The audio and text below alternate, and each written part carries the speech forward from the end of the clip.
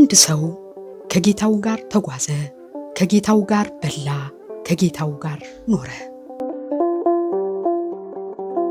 በመጨረሻው ግን ሸጠው፣ ለዛው በ30 ዲናር። ይሁዳ። ቀኑ ረቡዕ ነው። በሰሞነ ሕማማት ውስጥ 3ኛው ቀን።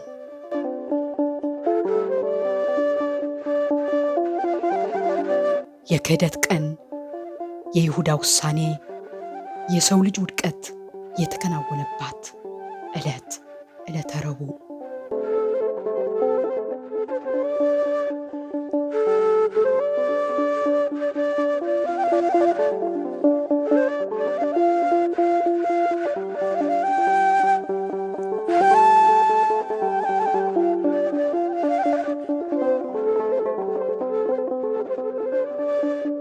የማቴዎስ ወንጌል ምዕራፍ 26 ከቁጥር 14 እስከ 15 ላይ እንደሚነግረን ምን ትሰጡኛላችሁ ብሎ ይሁዳ ጠየቀ።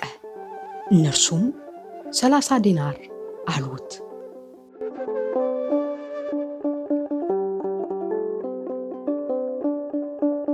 ለካስ ሰው ጓደኛውን ብቻ አይደለም በጥቅም የሚሸጠው፣ ፈጣሪውም ጭምር አሳልፎ ይሰጣል ለካ።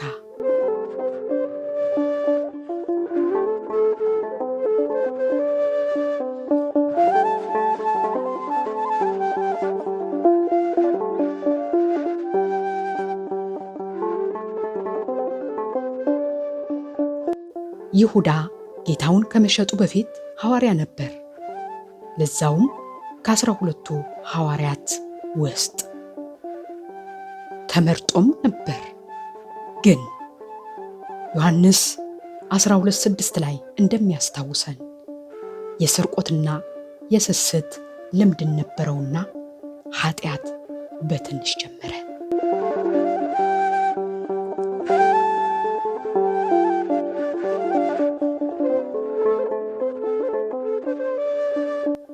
የስስት፣ ስርቆት፣ የገንዘብ ፍቅር ተደምረው ኃጢአት ስለሚወልዱ ሰይጣን ገባበት።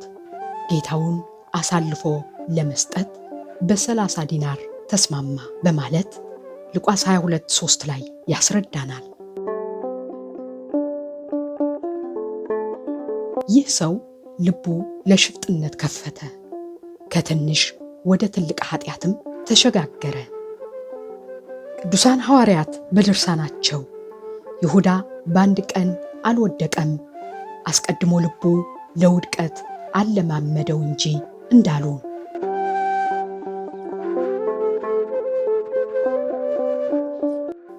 ሰው በአፉ አምኖ በልቡ ከካደ ምን ዋጋ አለው?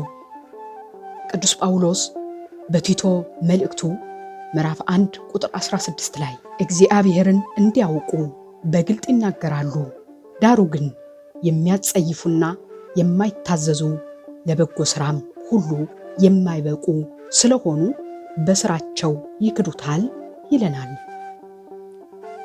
በእርግጥ ቅዱስ ጴጥሮስ ቢክድም ከይሁዳ ጋር አይወዳደርም። ይሁዳ ሳይመለስ ቀረ፣ ጴጥሮስ ግን አልቅሶ ተመለሰ። ጴጥሮስም ዶሮ ሳይጮህ 3 ጊዜ ትክደኛለህ ያለው የኢየሱስ ቃል ትዝ አለው። ወደ ውጭም ወጥቶ መራራ ለቅሶ አለቀሰ እንዳለን ማቴዎስ 26:75 ላይ።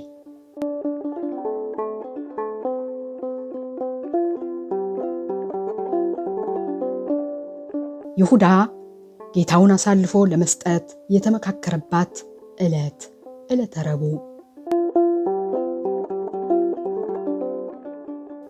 12ቱንም ወደ እርሱ አቅርቦ እንዲህ አላቸው፣ እነሆ ወደ ኢየሩሳሌም እንወጣለን፣ ስለ ሰው ልጅም በነቢያት የተጻፈው ሁሉ ይፈጸማል።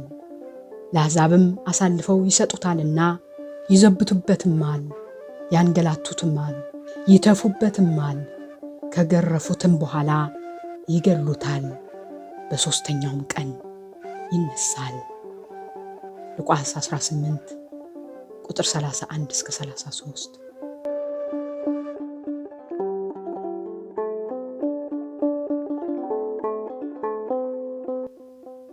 ክርስቶስ መጻ ወሐመ ወበሕማማቲሁ ቤዘወነ